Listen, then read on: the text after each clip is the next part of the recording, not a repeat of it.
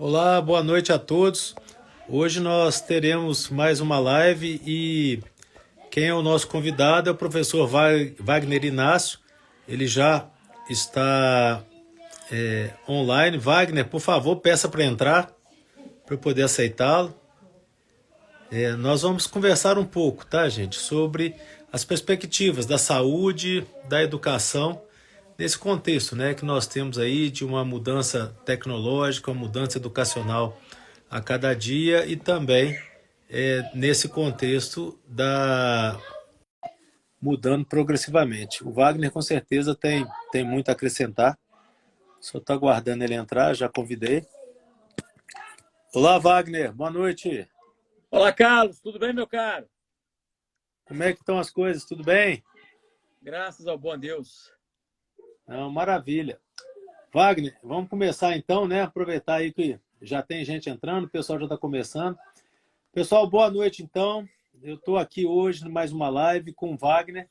O Wagner Inácio, ele é pré-candidato do Novo a deputado estadual, mora, né, em Ubá, é da região de Ubá, é professor universitário, advogado, escritor, estudioso da educação, né, Wagner? E aí, assim, eu queria que você completasse aí se apresentando para que a gente pudesse discutir um pouquinho sobre educação e saúde e as suas perspectivas futuras.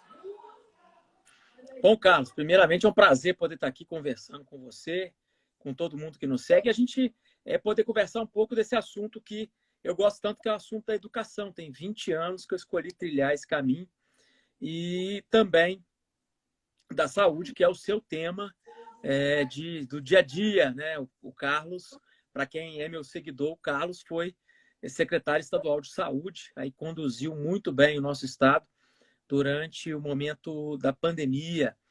E também, Carlos, eu queria fazer uma observação aqui. Muitas pessoas de Palma, lá da minha terrinha onde eu cresci, eu vi o Flavinho aqui, vi mais alguns. Então, eu queria mandar um abraço para todo mundo lá de Palma também. E alunos aqui de Ubá, pessoas queridas aqui de Ubá. E a gente poder conversar desse assunto, porque quais são as perspectivas da educação e também as perspectivas da saúde, aí na sua visão para o Estado, para esses próximos 4 anos que se avizinham. Não, ótimo, Wagner, muito bom. Eu queria começar te perguntando assim, o que que você tem visto, né, com a sua experiência aí de anos de educação, o que você tem visto em relação à qualidade da educação, à qualidade média dos alunos que chegam na universidade, né? Você é professor universitário, eu também tenho aí 25 anos de magistério universitário na medicina. E eu queria essa sua visão, ou seja, o que que você tem visto a respeito da educação, como tem sido a qualidade dos alunos que têm chegado para você e o que você pensa a respeito disso, inclusive em relação a melhorias e a futuro. Ô, Carlos, a primeira coisa que a gente tem que pensar sempre que a gente fala em educação é que educação é um investimento de longo prazo. Muitas vezes os governos tratam a educação como uma moeda rápida, e não existe isso em educação. A gente sabe muito bem disso. A gente percebe que os alunos que vêm da rede pública, e eu sou egresso da rede pública, muitos têm uma formação boa, ou seja, a gente percebe que existe uma qualidade ali implícita, uma qualidade oculta, mas muitas vezes, uma grande maioria, infelizmente, não tem o estímulo devido. E a gente precisa reestruturar, tanto no momento de plano, de projeto, de curso, as escolas, quanto também a própria proposta das escolas. A gente vê que as escolas no Brasil, elas são extremamente ligadas a um tecnicismo, muitas vezes vazio, e elas não seguem aquilo que a gente vê em muitas escolas fora do país, que é a ideia de formar o indivíduo como um todo. A gente poder construir um indivíduo que trabalha, que pensa na comunidade, que pensa como empreendedor. Observa só, a gente chegou agora, ano passado, né? Ano retrasado, que o empreendedorismo passou a compor as grades a matriz do ensino básico e do ensino médio. Quer dizer, 20 anos dentro do século XXI para a gente conseguir entender que empreender é uma matéria importante para se ensinar na escola.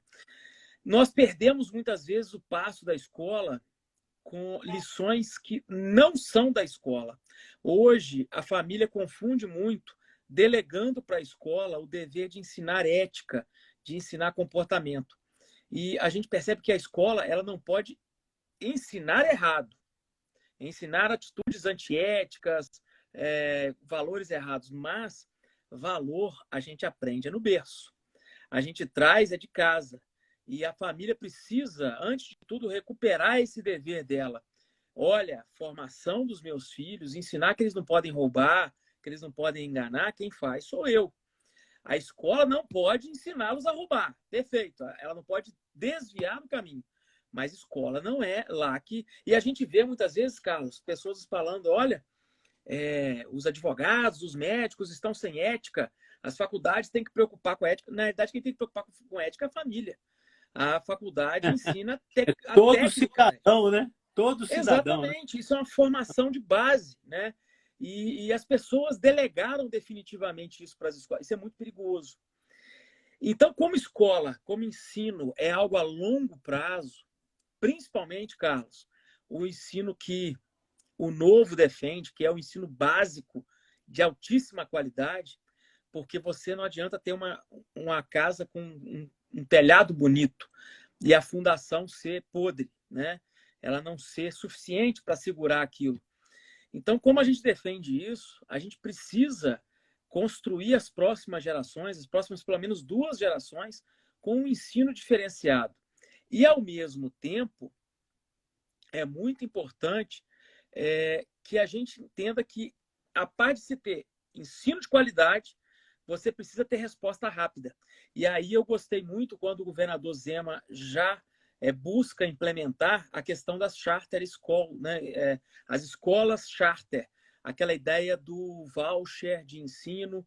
Para quem não está nos acompanhando, para quem não acompanhou esse debate, isso é algo muito interessante que ainda não evoluiu na nossa Assembleia, por isso que é importante que se tenha, tanto na Assembleia quanto na Câmara Federal, deputados, representantes, senadores que pensem o liberalismo, para que você possa, enquanto desenvolve um projeto de longo prazo, dar àqueles alunos de destaque direito de acessar outros níveis de estudo, outras buscas por estudo.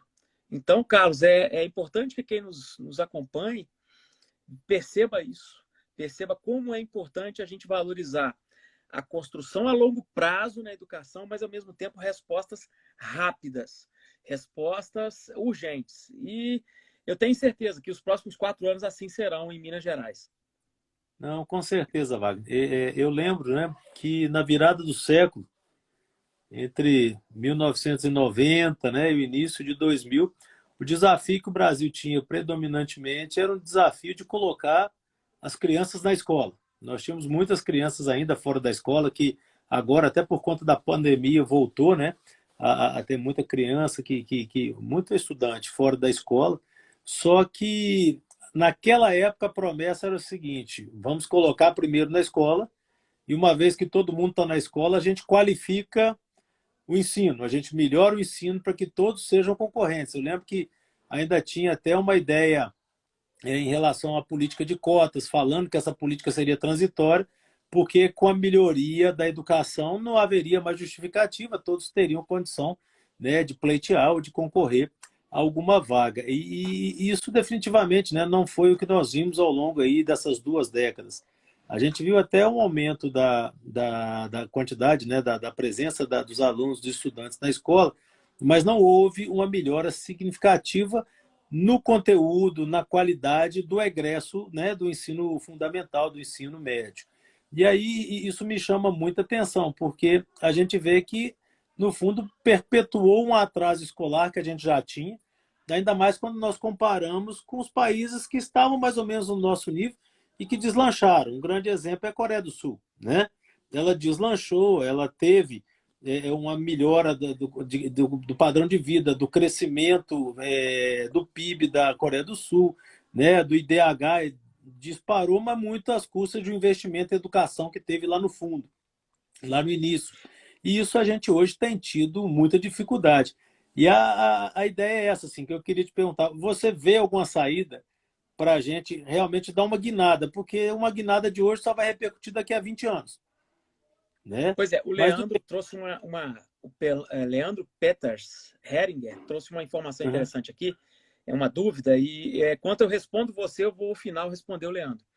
aham, Primeira grande saída que eu vejo a curto prazo, esta ideia do voucher, para mim, ela é sensacional, porque você vai dar para os alunos que têm destaque uma alternativa, olha, você vai buscar um ensino diferenciado, ponto.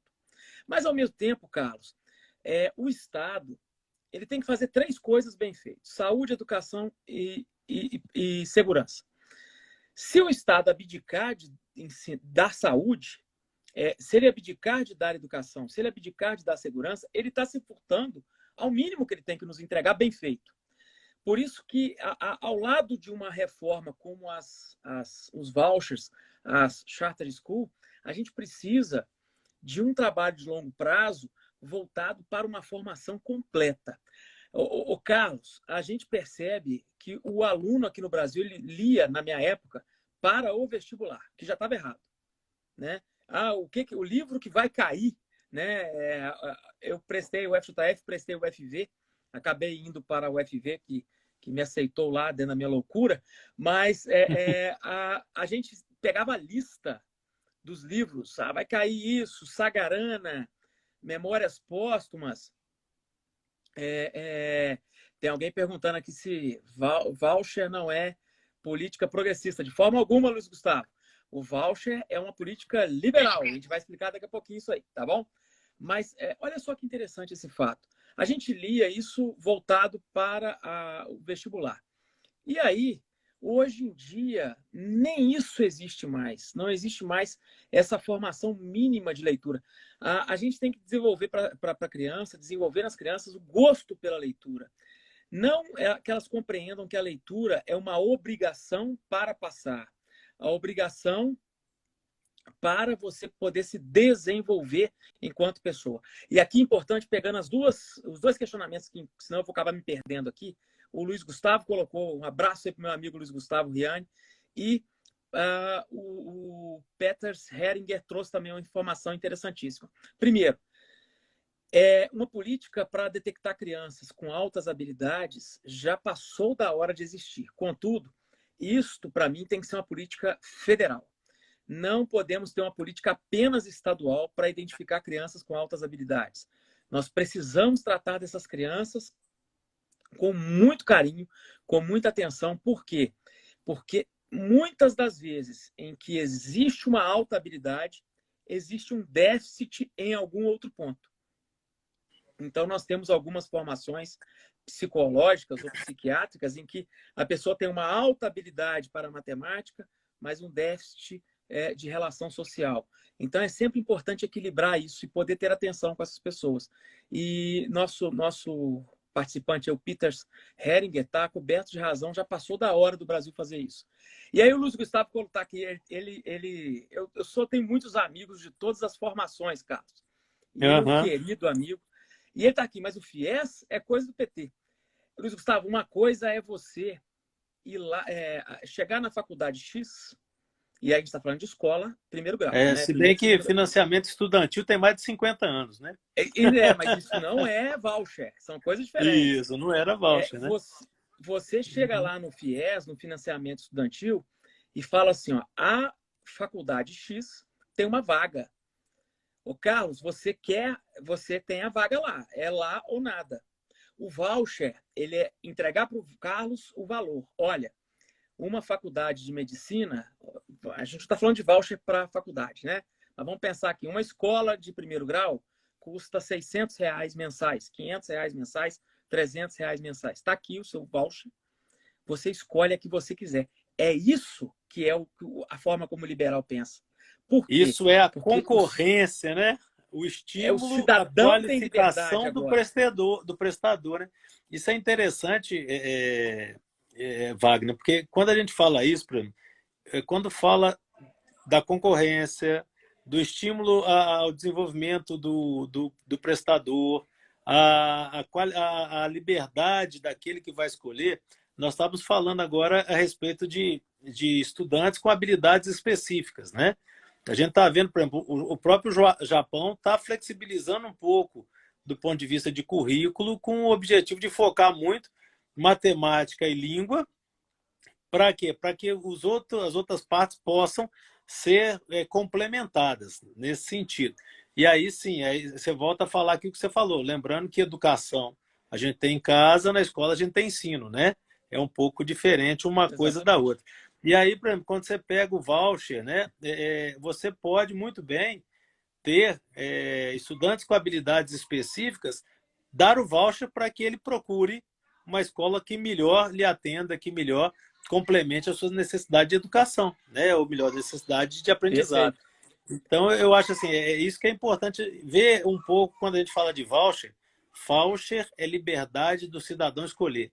Isso, de longe, é o mais importante do voucher, né? E importante aqui, Carlos, que as pessoas às vezes confundem algumas ideias quando a gente fala, por exemplo, em renda mínima de subsistência, né? Que é algo que muitos entendem como sendo uma ideia progressista. Mas Milton Friedman já defendia isso nos seus livros. O Estado precisa socorrer as pessoas também. Isso é necessário. Você não é só ficar pagando, criando meios para empreender, se há pessoas passando por algum tipo de necessidade. Então é importante a gente compreender que até nessa visão existe uma diferença. Então, quando se fala, por exemplo, em Auxílio Brasil, Bolsa Família, e aí a gente vai voltar lá, antes que alguém fale que é o PT que criou, a gente vai voltar lá no FHC, né, para poder entender isso, a gente vai perceber algo muito claro.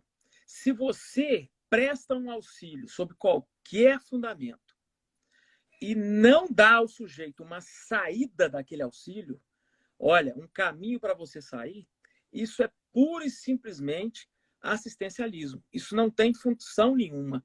É por isso que a gente viu aí o Brasil voltando para o mapa da fome, é porque nunca saiu. Ele só maquiou a situação, né? Só estava Ele só pintando, maquiou. né? Só estava pintando o Só país. fingiu. E, na realidade, o problema continuava. O que a gente precisa, e vocês vão achar em muitos liberais a ideia de uma renda mínima de subsistência, de renda mínima de dignidade, o nome que você queira dar, você tem que apontar uma saída, que é o quê? Um mecanismo para que a pessoa possa evoluir. Então, ela sempre está casada com um curso de qualificação, com algum tipo de forma de retorno ao mercado de trabalho, porque Isso é é importante interessante. que as pessoas entendam. Não, Pois não? é só te interromper um segundo, vai. Eu acho que é muito interessante usar um termo assim, é um caminho para a autonomia, né? Sim, A renda mínima exatamente. ela tem que ser um caminho para a autonomia, não um caminho para a Perfeito, dependência, né? perfeito. E está sendo muito importante, Carlos, essa campanha para a gente desmistificar muita coisa em relação ao liberalismo. Primeiro que eu tenho ouvido algumas pessoas dizendo assim, eu nunca tinha ouvido falar disso. Porque aqui no Brasil nós ainda temos esse antagonismo direita-esquerda, quando na realidade as correntes são muito mais complexas que isso, né?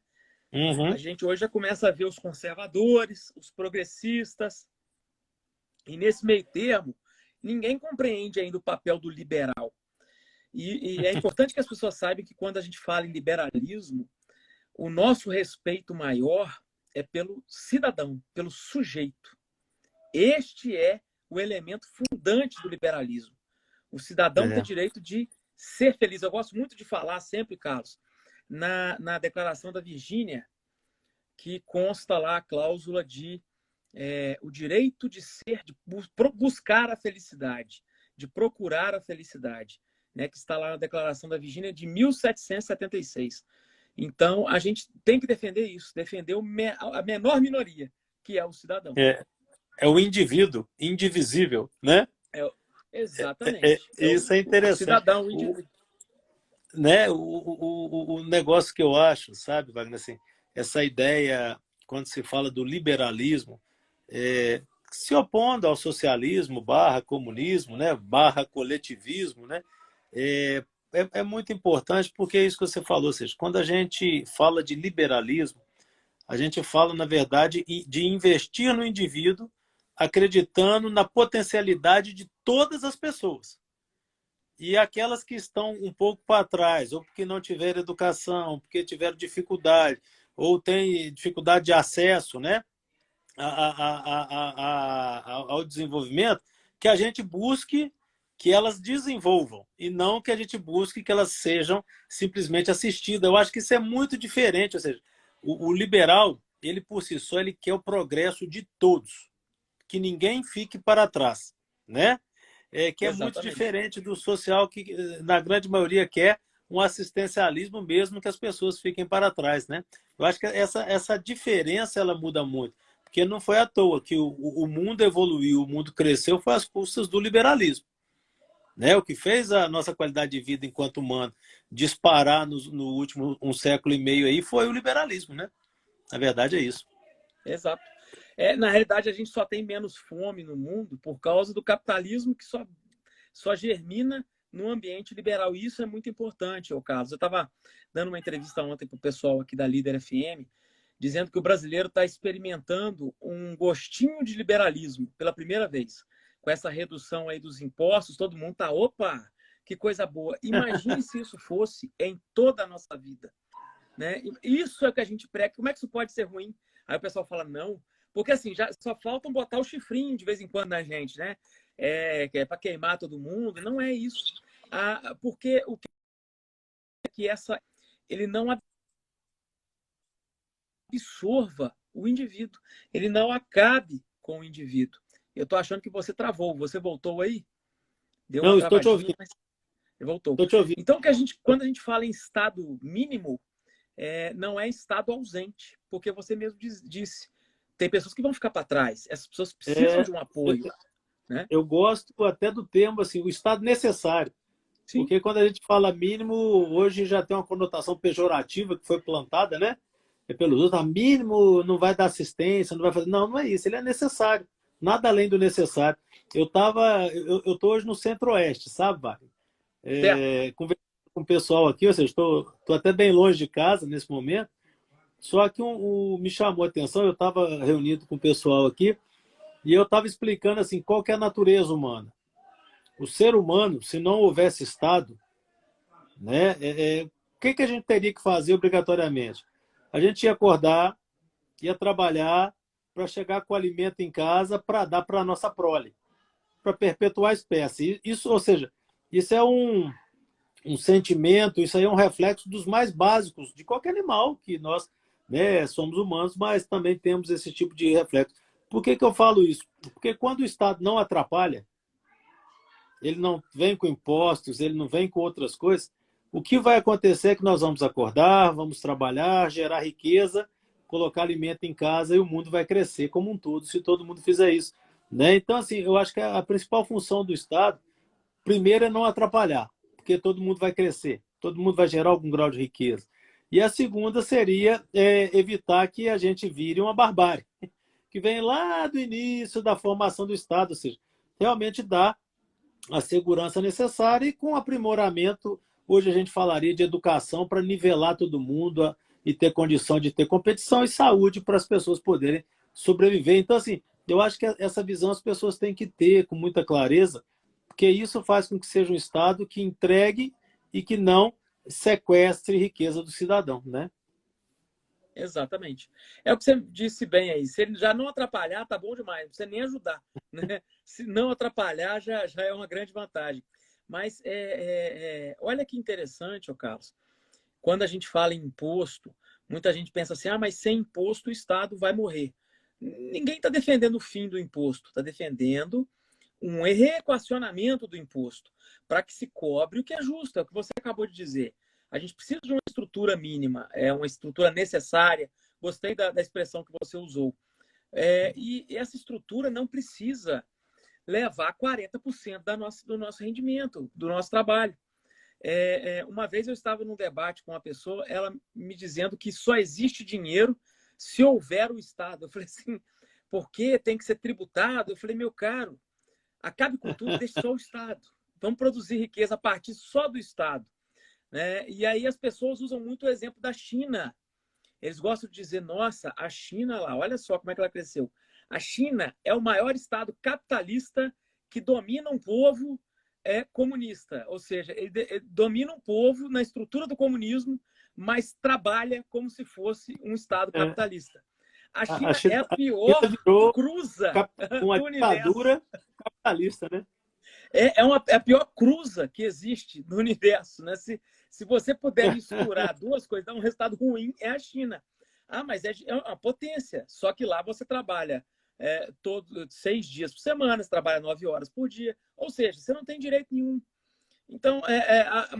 mas o povo tem isso, tem aquilo. Lá, a ideia, quando a gente fala tanto de socialismo, de comunismo, na verdade, experimentação comunista no mundo nós não tivemos, né? Não há...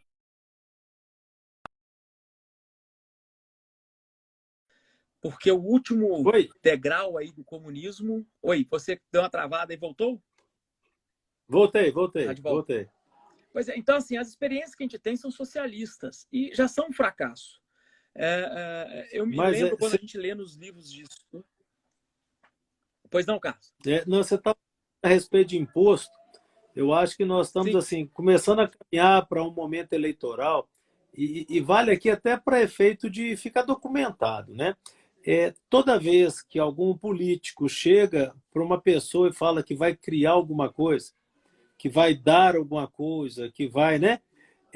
Isso o cidadão tem que ter clareza que como o Estado não gera riqueza, o político está perguntando para o cidadão o seguinte: você concorda em pagar mais por isso, como seus impostos, entendeu? E isso que as pessoas muitas vezes não entendem, porque assim, não, eu quero uma obra, tá? Essa obra não vem de graça, essa obra vem de imposto. Então, está te perguntando se você concorda em pagar por essa obra. Não, mas eu quero um posto de saúde perto da minha casa. Você concorda em pagar por esse posto de saúde, sabe?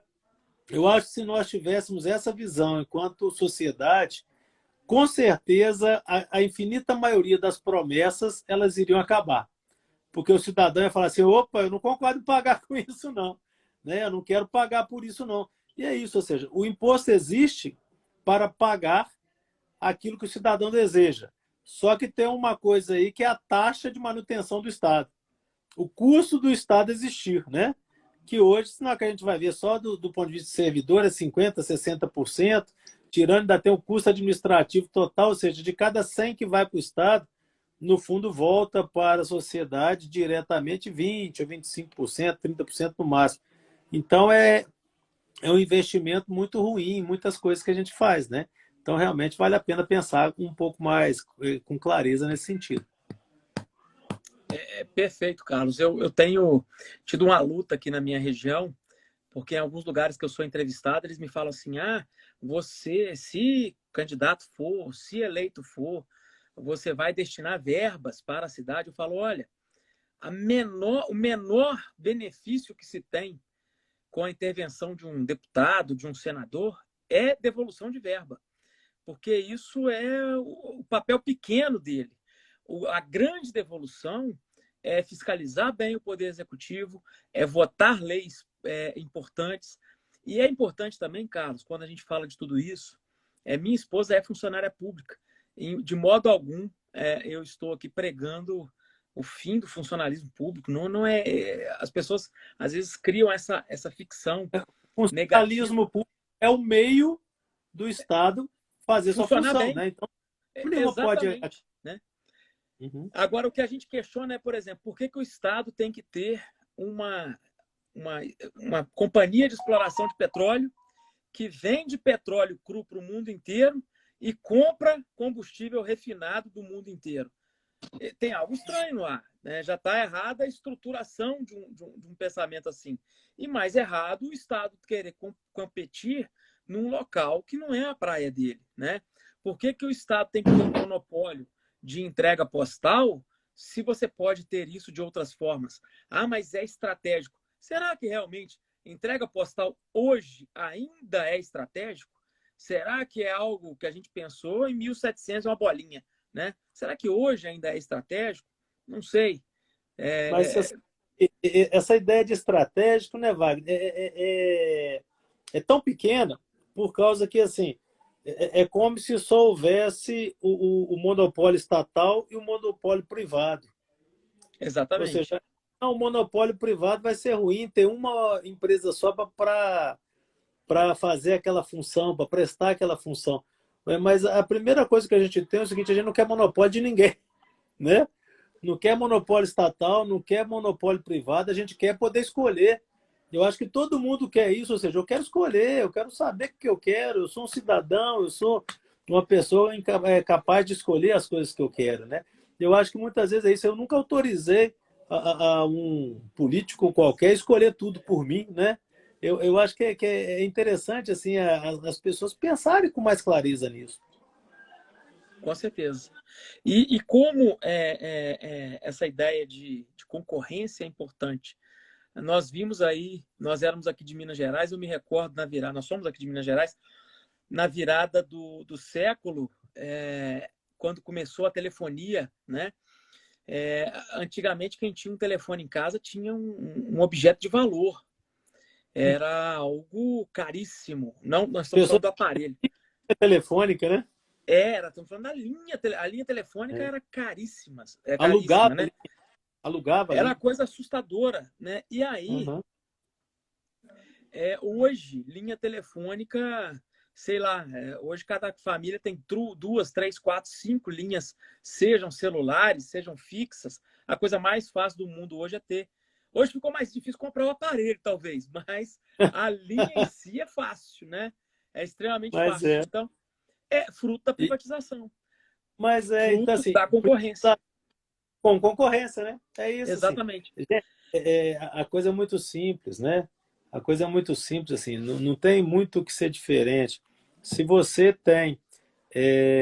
vai na loja e escolhe entre 10 sapatos, você também quer escolher entre linhas de telefone, né?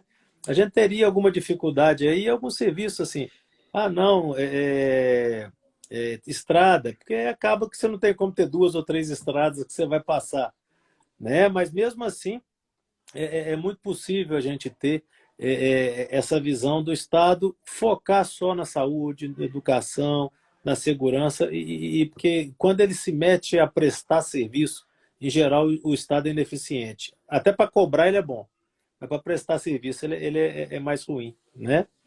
Ué, Wagner, eu acho que está dando aí os nossos 35 minutos de prosa, vamos falar assim. De Aí eu conversa, queria né? meio. Você vê como é que rende. Nós vamos fazer mais lives aí mais para frente durante essa jornada, né? Que nós vamos passar Com daqui até certeza. dia 3 de outubro. E eu queria que você, como é que fala, caminhasse para a conclusão para a gente poder manter o horário aí dos 30 minutos, que era o nosso objetivo. Combinado nosso. Queria É, agradecer a todo mundo. Estou vendo o Bernardo aqui, um amigo de infância, o Alexandre Dini, que é advogado aqui em Ubá também. E, pessoal, vocês vão ver mais lives agora com maior constância para a gente poder trazer essas ideias liberais. É importante que o pessoal até enxergue para compreender que há uma diferença entre o pensamento progressista, há uma diferença diante do pensamento conservador, e existe o pensamento liberal que, como a gente disse, é defender o indivíduo, é proteger, se preocupar única e exclusivamente com o indivíduo. Meu caro amigo Carlos, muito obrigado por essa oportunidade e sucesso aí no Centro-Oeste Mineiro. Wagner, muito obrigado. Isso aí foi um prazer a gente poder bater mais um papo aqui. Eu queria deixar só um recado no final, ou seja, nós liberais, nós acreditamos no indivíduo, né? Em você que está nos assistindo. Vamos junto, vamos caminhando e vamos discutindo, porque nós temos ainda que construir uma nação e não vai ser fácil, não, né? Um abraço a todos, gente. Sucesso aí, Um Wagner. A gente vai se forte falando. abraço. Fica com Deus.